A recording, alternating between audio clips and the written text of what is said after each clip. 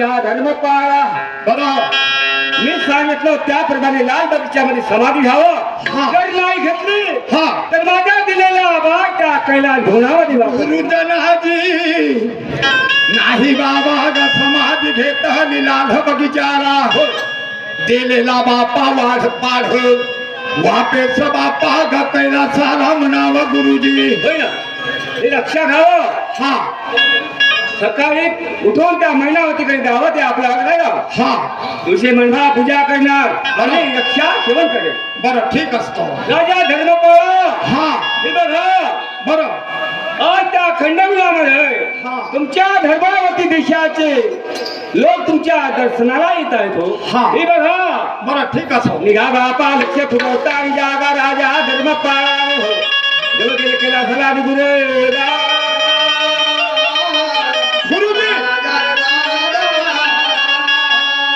गुरुवर्या हो कशी भूल थाप दिली गराजा धर्मवीराच म्हणावर मापा मागून फिरून पायता गुरुराज बापा गा गुप्त झाला म्हणावं हो बापा राजा धर्मपाळ निघून चालला गा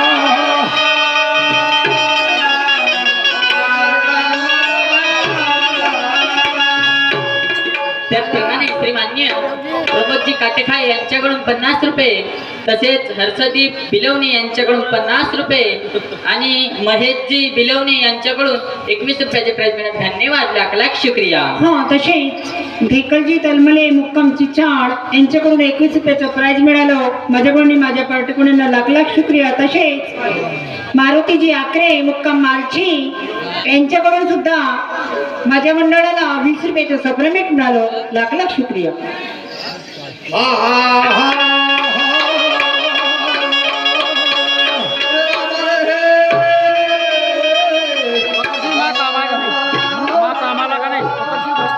राजा रे निघून चालला गा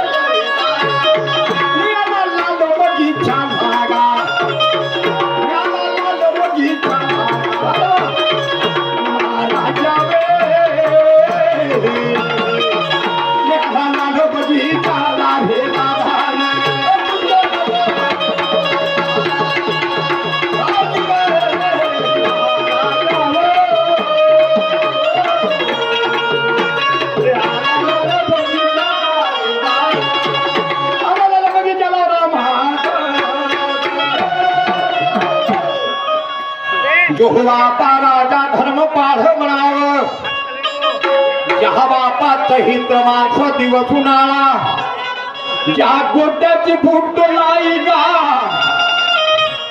का पाप केले रे राजा गा धर्मपाळ म्हणावं अन पाण्या विन गाता कंठ कोकला राजा धर्म पळार मनावर अन चैत्र माझा दिवस उन्हाळा हो गोट्याची फुटला ही गामनाव न पाण्या विन कंठ झोकलाची ज्या लाल बगीचात येता गदादार जो राजा गा धर्म पाढ म्हणाव ज्या बापा गुजऱ्या आंब्याच्या सावलीत जो बापा आराम करायला लागला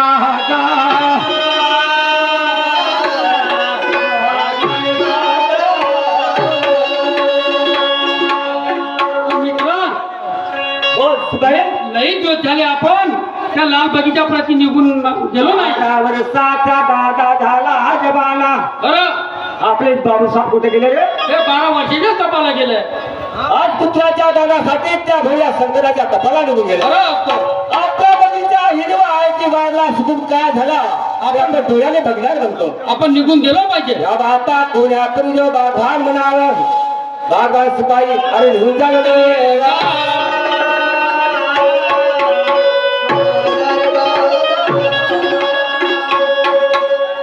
दोघे निघून चालले माझ्या दारा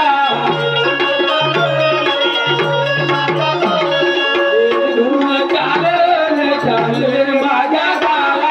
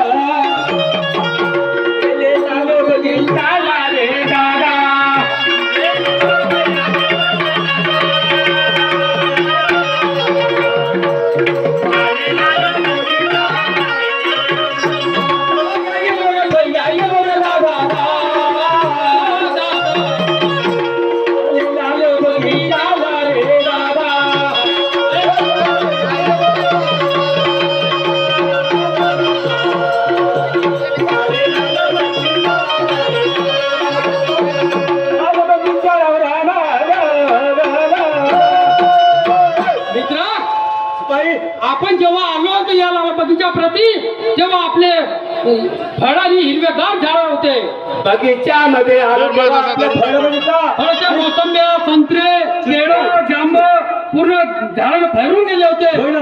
आणि आणि त्या झाडाचं मला खरं केळ झाल्यासारखं वाटतं ते वाटलं. कोणतरी आला असं म्हणावं आपल्या लाल बगीचा प्रती तू या मार्गाने खूप आणि मी आलो या मार्गाने बोलतो ठीक आहे चलो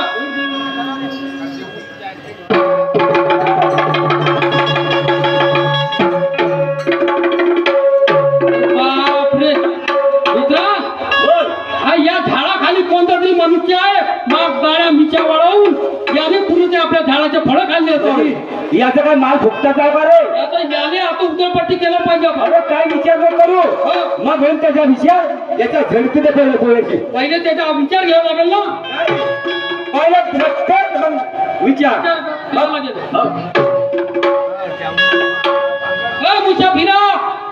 मुसाफिरा आमच्या त्या झाडाचे पुढे फळं खाऊन टाका पुन्हा शिपाई नाही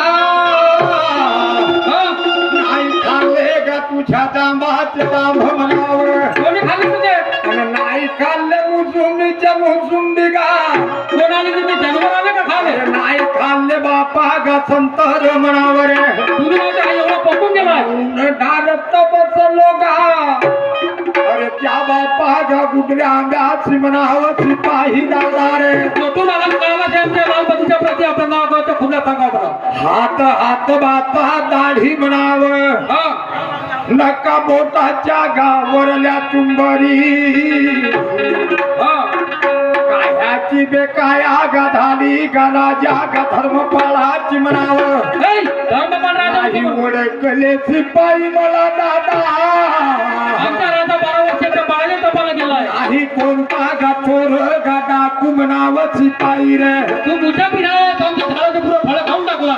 हा नाही कान्य दामाचे दाम बघा हा न कायाची बेकाया गधाली माझी गमनावर नाही ओळखले शिपाई मला अन झाला वहेरी गा धर्मपाल राजा म्हणतो माझ्या राजा पुरं 12 वर्षाचा तपाला गेला. आणि मग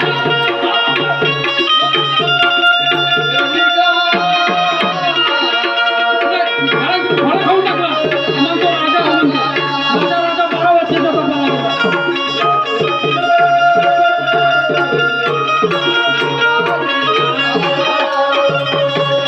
माझ्या तुझा गा मी पडतो रे दादा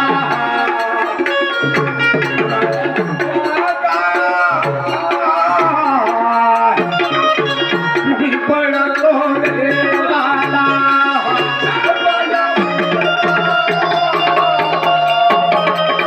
मी पडतो रे दादा तपाला गेला.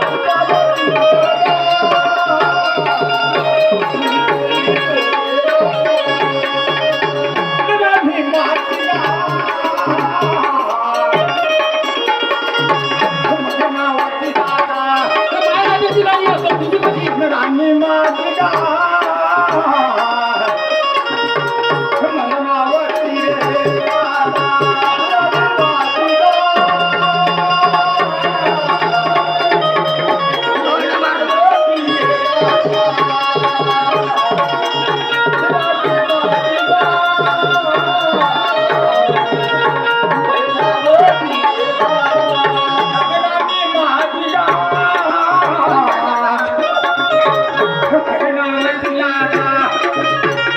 राणी माझा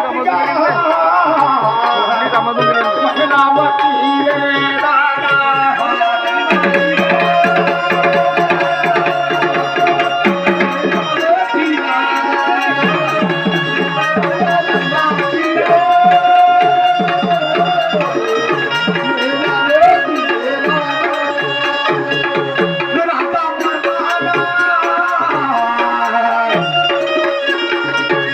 धर्म काढ म्हणती राजा मला रे धर्म काढ म्हणती रे दादा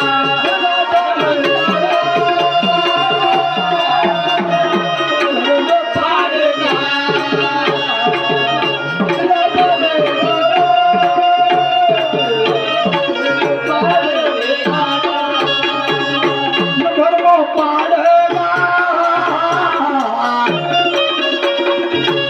मला म्हणत दादा धर्म पाड रे मला म्हणत रे दादा